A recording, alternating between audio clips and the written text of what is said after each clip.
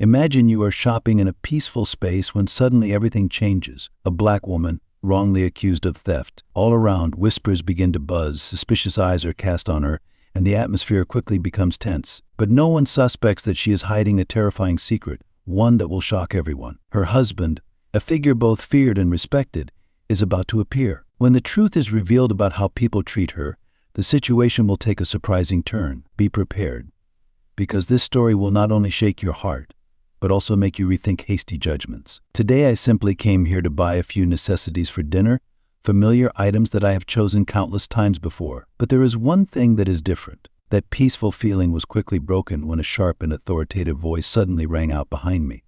"You there, stop." It felt like the whole store suddenly stopped. I turned my head and met the stern gaze of a security guard. His eyes were full of suspicion, as if he had found a criminal. He approached me, his voice cold. "You took something without paying."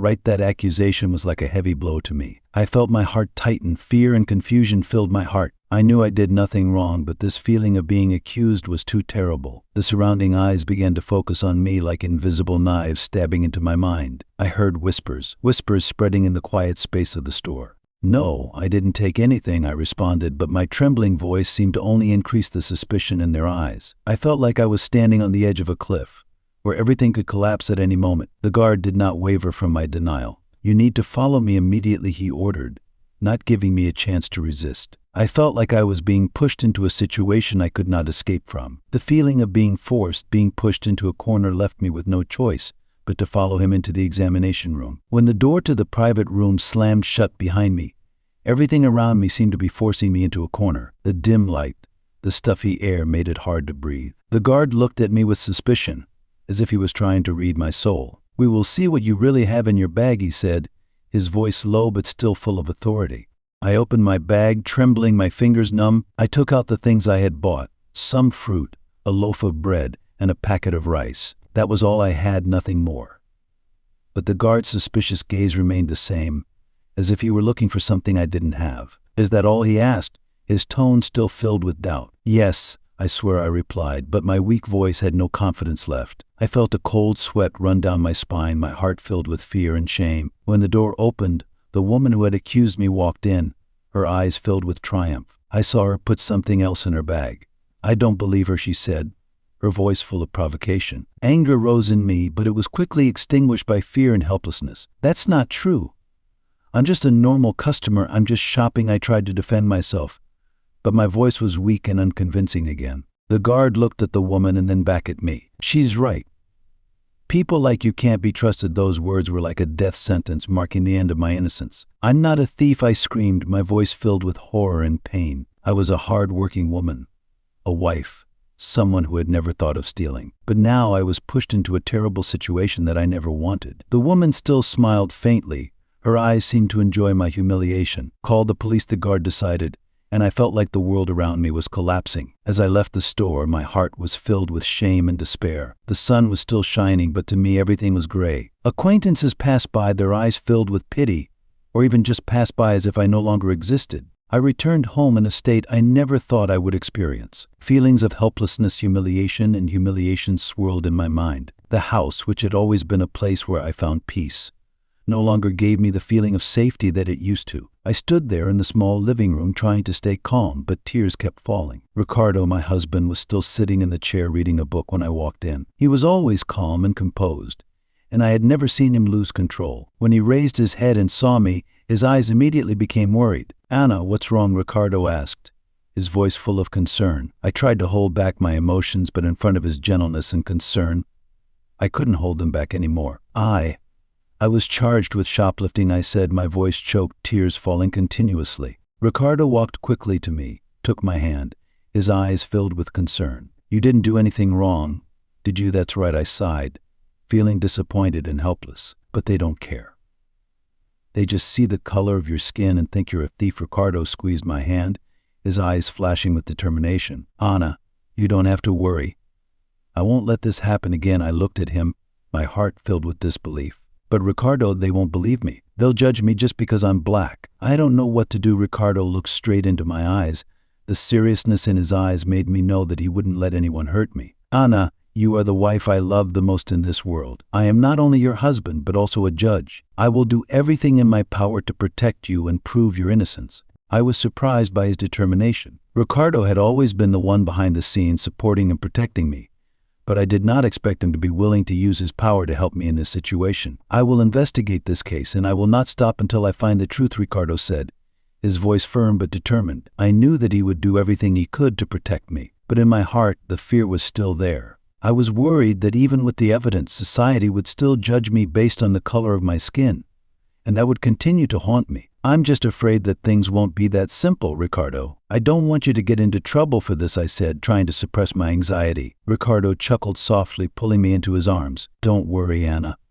I won't let anyone hurt you anymore. We'll get through this together." I leaned my head against his chest, feeling the warmth and safety of his arms. Despite my worries, I knew that I wasn't alone in this fight. With Ricardo by my side, I could face anything, no matter how difficult. After deciding to help me clear things up, Ricardo took action. I had never seen him so serious and determined. The next morning, he contacted his acquaintances in the industry to gather information and evidence. I sensed that this was not only a legal duty for Ricardo, but also a personal mission to protect my honor and integrity. Ricardo used all the resources he had. He asked the store to provide the security camera footage. At first, the store manager was reluctant to cooperate, but when they learned that Ricardo was a famous judge, they quickly changed their attitude. That evening, Ricardo brought home a USB containing the security camera footage from the store. He plugged it into his computer and called me to come and watch it together. My heart beat fast as the screen began to show familiar images of the store, where everything had changed for me in just a moment. "This is when you entered the store," Ricardo said, pointing at the screen. I saw myself, calm and composed as always. Nothing unusual until the image of the woman who had accused me appeared. She followed me, looked around, and then, in a flash, stuffed an item into her bag. "You see, she's the thief," Ricardo said, his voice serious but not without indignation. I couldn't believe my eyes. The truth was so obvious.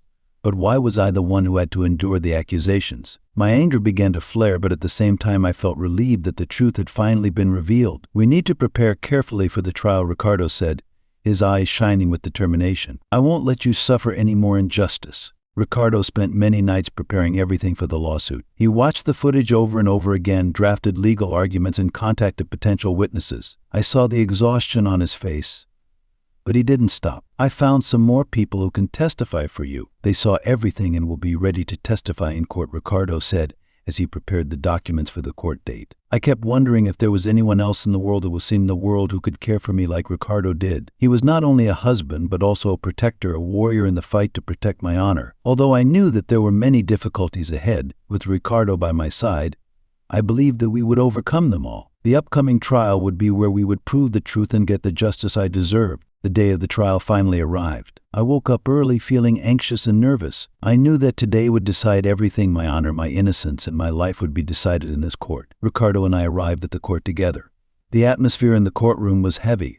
The tall walls and the rows of chairs made me feel small and weak. However, when I looked at Ricardo, who was standing next to me, I felt a little reassured. He had prepared very carefully, and I knew that I could trust him. When the trial began, Ricardo stepped forward and began his defense. He presented the evidence from the security cameras, revealing the true actions of the woman who had accused me. The images on the screen clearly showed that she was the one who had stolen the items, not me. The entire courtroom fell silent as everyone saw the clear evidence. I could feel the eyes of everyone turning from suspicion to sympathy. Ricardo continued to defend himself with confidence and reason, his every word cutting through all the baseless accusations like a knife. The woman accusing me, now sitting in the witness box, began to lose her composure. I could see that she was no longer as calm and confident as before. Ricardo kept questioning her, causing her to reveal the contradictions in her story. "Why are you accusing Anna when it's clear that you were the one who stole the things?" Ricardo asked, his voice sharp but still calm. The woman began to falter, her answers faltering and unconvincing. The tension in the courtroom increased by the minute as Ricardo continued to expose her lies. All eyes were on the woman,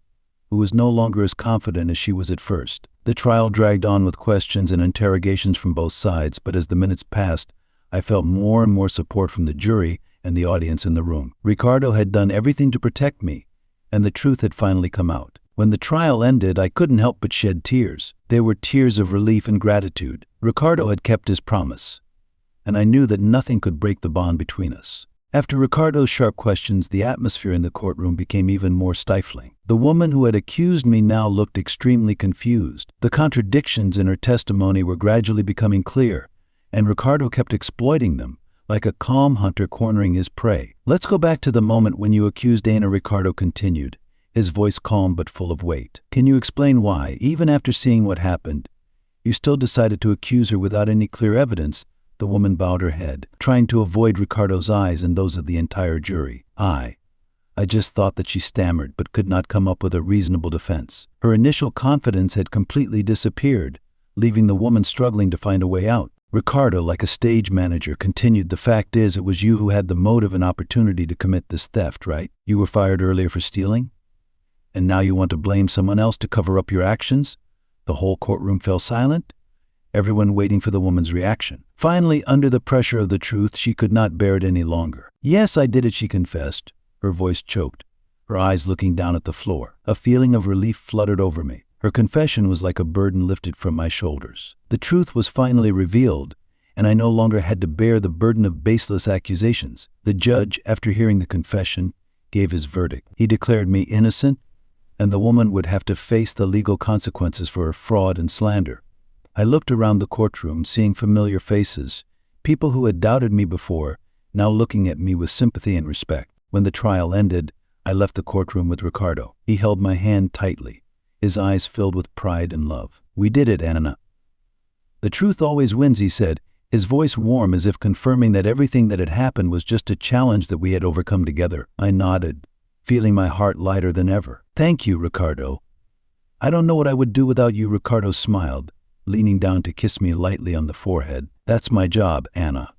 We'll always protect each other, no matter what." Looking ahead, I knew that life wouldn't always be easy. But I also knew that with Ricardo by my side, I could face any challenge. And from my story, I learned an important lesson: never judge others based on appearances, because the truth is often hidden beneath layers that we cannot see. Ricardo and I decided that we would continue to fight for others, people who may be hurt and judged like I was. We would work to help them, so that no one else would have to go through what I went through. My story is not just about injustice, but also about perseverance and love overcoming adversity. And with Ricardo, I know that we will continue to write new chapters with the belief that truth and justice will always be the guiding lights.